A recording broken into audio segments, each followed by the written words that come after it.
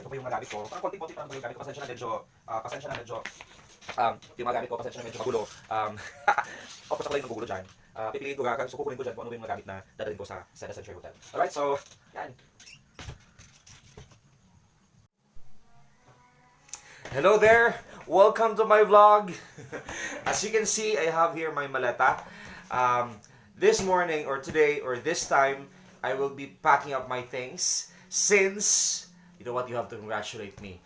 Since I got the confirmation from American English Training of Trainers 2019 that I will be included in the roster of 30 teachers from CDO, from El Salvador City, and from Misamis Oriental who will participate in the training.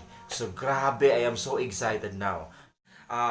I will be staying in Seda Century Hotel for 3 days. We will have a van from our hotel going to our venue, which is in Xavier University, American Library. And that's from our venue going back to the hotel. At isa pa, I am so excited kasi tomorrow night, Thursday night, we will be having a fellowship night in Amaya View.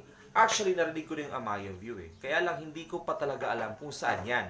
Well, we will find out. I will find out. And I'm gonna update you what's in Amaya View and what's in the fellowship night of AETOT or AETOT 2019. I have here my maleta. Nandito na po yung maleta ko. And I'm gonna share with you ano ba yung dadalhin ko for the 3 days na I will be staying in Seda Century Hotel. Isang beses pala ako nakakapunta sa hotel na yan eh. At sa isang beses na yun, hindi pa ako nakatulog. So this time, doon ako talaga matutulog. I'm gonna pack up my things. I will tell you, I will share with you how was my journey in this AE2 2019 is like. Alright, so stay tuned.